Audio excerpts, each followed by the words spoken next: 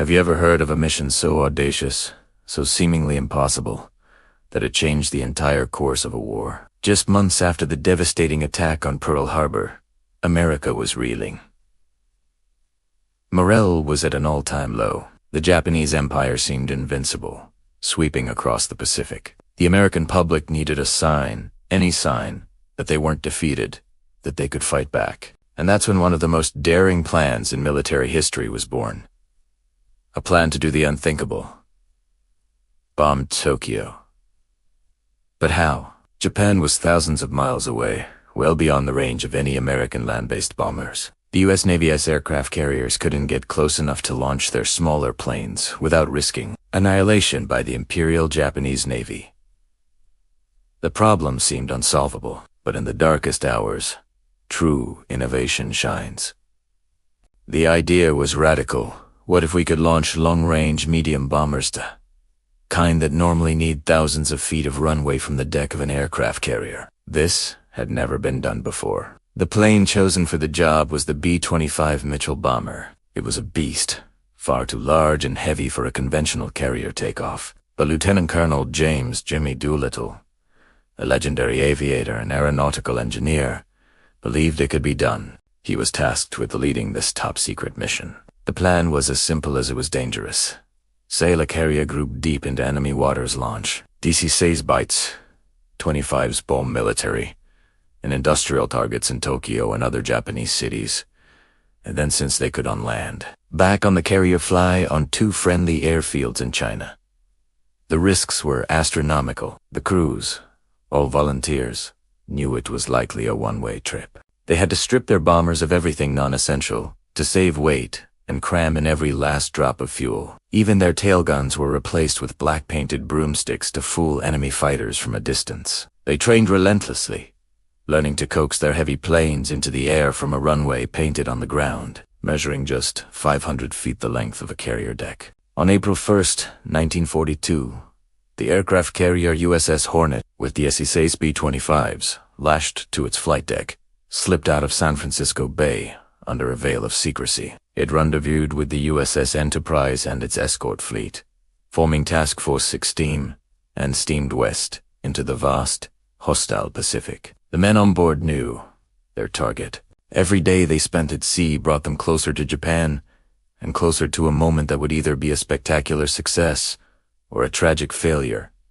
Then, disaster almost struck on the morning of April 18th. Still over 650 miles from Japan, much farther than planned, a task force was spotted by a Japanese patrol boat. The element of surprise was gone. Admiral William Bull Halsey, the task force commander, had a choice: abort the mission or launch immediately. He made the call.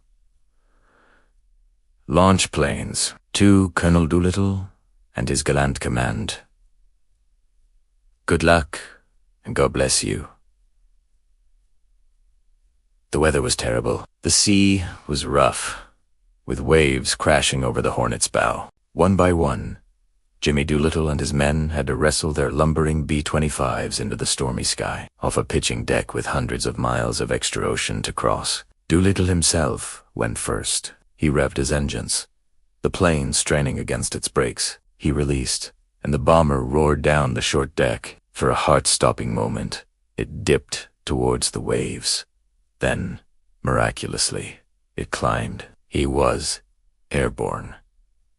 Over the next hour, all 15 other planes followed him, a seemingly impossible feat of aviation, skill, and raw courage. Flying just above the waves to avoid detection, the 16 bombers made their way towards Japan. The Japanese High Command, alerted by the patrol boat, believed no attack was possible from that distance. They were wrong. Around noon, air raid sirens blared across Tokyo for the first time in the war. Civilians looked up in disbelief as American bombers, a sight they thought impossible, flew over their capital city. The raiders targeted factories, oil refineries, and military installations. The physical damage was relatively light, but that wasn't the primary goal. The real impact of the Doolittle Raid was psychological. For the American people, it was an electrifying victory. The headlines screamed the news. Tokyo bombed. Doolittle. Doolittle. Doolittle. It was a massive boost to morale, proving that America was in the fight, that Japan was not untouchable. It was the first piece of good news in a long, dark winter, and it showed the world that American resolve was unbreakable. For the Japanese, the shock was profound. The fact that their sacred homeland, and the emperor himself, could be threatened by enemy bombers was a deep humiliation. It shattered the myth of their invincibility. This single act of defiance forced the Japanese military to rethink its entire strategy. They had to pull valuable fighter units back to defend the home islands, weakening their frontline forces. More importantly, it pushed their naval commanders, particularly Admiral Yamamoto, to seek a decisive battle to eliminate the American carriers once and for all. This strategic shift led directly to the Battle of Midway, just 2 months later. Convinced they needed to extend their defensive perimeter, the Japanese launched a massive fleet to capture Midway Atoll. But thanks to American codebreakers, the U.S. Navy was waiting for them. The resulting battle was a catastrophic defeat for Japan, a turning point in the Pacific War from which they would never recover, and it was all set in motion by the Doolittle Raid.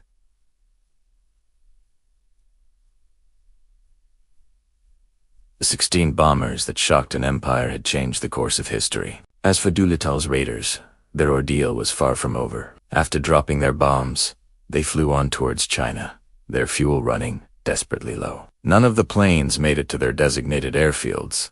They were forced to crash land or bail out into the darkness over Japanese-occupied territory. Of the 80 crew members, 3 were killed in crashes, and 8 were captured by the Japanese. The rest, with the heroic help of Chinese civilians and guerrillas, began a long and dangerous journey to safety. The Doolittle Raid is more than just a military operation. It's a testament to ingenuity, courage, and the incredible impact that a small group of determined individuals can have on the world. It was a mission born from desperation that delivered a blow far greater than the sum of its bombs. It reminded a nation of its strength and shocked an enemy into a fatal mistake. It proves that sometimes the most audacious plans, the ones that seem impossible, are the ones that change everything.